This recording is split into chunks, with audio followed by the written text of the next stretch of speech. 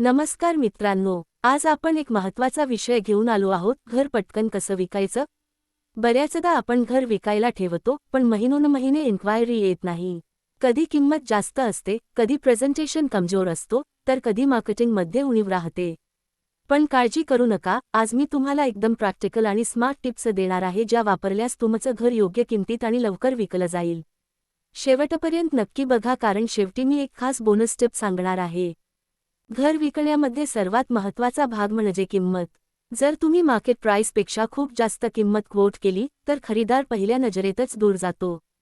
पण खूप कमी किंमत ठेवली, तर तुम्हालाच तोटा होतो. त्यामुळे नेहमी आसपासच्या फ्लॅट्स, प्लॉट्स किंवा रो हाऊसेस कितीला विकले जात आहेत हे नीट पहा.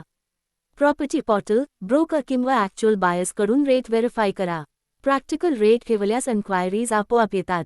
दुसरी महत्त्वाची गोष्ट म्हणजे घराचं प्रेझेंटेशन. घरात थोडं पेंट मारणं, सफाई करणं, छोटे लिकेजेस किंवा क्रॅक्स रिपेअर करणं, या बेसिक गोष्टी मोठा फरक घडवून आणतात. लक्षात ठेवा, खरेदीदार पहिल्यांदा घर बघतो तेव्हा त्याला फर्स्ट इम्प्रेशन मिळतो. जर घर गचाळ, धुळकट असेल तर डील लगेच थंड होते. पण घर फ्रेश, स्वच्छ आणि वेलकमिंग वाटलं तर खरेदीदार सिरियस इंटरेस्ट दाखवतो. आजकाल 80% खरेदीदार सर्वात आधी ऑनलाईन सर्च करतात. जर तुम्ही अंधारात, मोबाईलवर घाईघाईत फोटो काढले असतील, तर खरेदीदाराला घर अट्रॅक्टिव्ह वाटणारच नाही. त्याऐवजी ब्राईट लाइटिंगमध्ये चांगले फोटो काढा. शक्य असल्यास ड्रोन शॉट किंवा छोटासा व्हिडिओ टूर बनवा. प्रोफेशनल फोटोमुळे इन्क्वायरी दुप्पट वाढते. प्रॉपर्टी विकायची असेल तर मार्केटिंग खूप स्ट्रॉंग असलं पाहिजे. ऑनलाईन पोर्टल्स जसं की OLX, 99 एकर्स, मॅजिक ब्रिक्स, हाऊसिंग.com या ठिकाणी प्रॉपर्टी पोस्ट करा. सोशल मीडिया म्हणजे Facebook marketplace, WhatsApp groups, Instagram reels या चॅनल्स पण खूप कामी येतात. ऑफलाईनमध्ये लोकल न्यूजपेपरमध्ये ॲडव्हर्टाइजमेंट द्या किंवा फॉर सेल बोर्ड लावा. जितक्या जास्त ठिकाणी तुमचं घर दिसेल तितके जास्त खरेदीदार तुमच्याशी कनेक्ट होतील. बऱ्याचदा घर खूप चांगलं असतं, पण डॉक्युमेंट्स क्लिअर नसतात. अशावेळी खरेदीदार घाबरतो आणि डील कॅन्सल होते.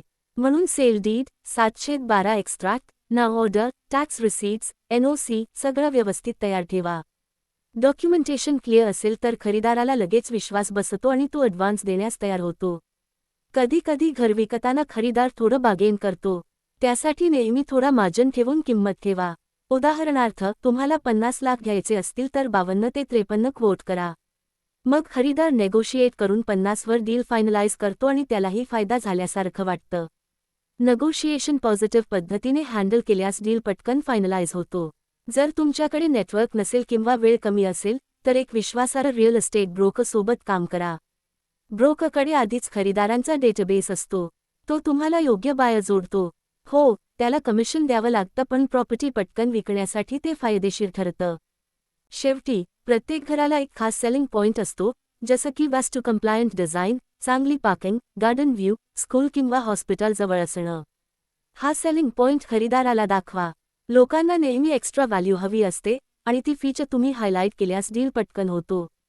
तर मित्रांनो, हे होते घर पटकन विकण्यासाठी स्मार्ट टिप्स. योग्य किंमत, अट्रॅक्टिव्ह घर, professional photo, smart marketing, documents ready, negotiation skills, ब्रोकरची मदत आणि शेवटी घराचे युनिक पॉइंट्स हायलाइट करणं.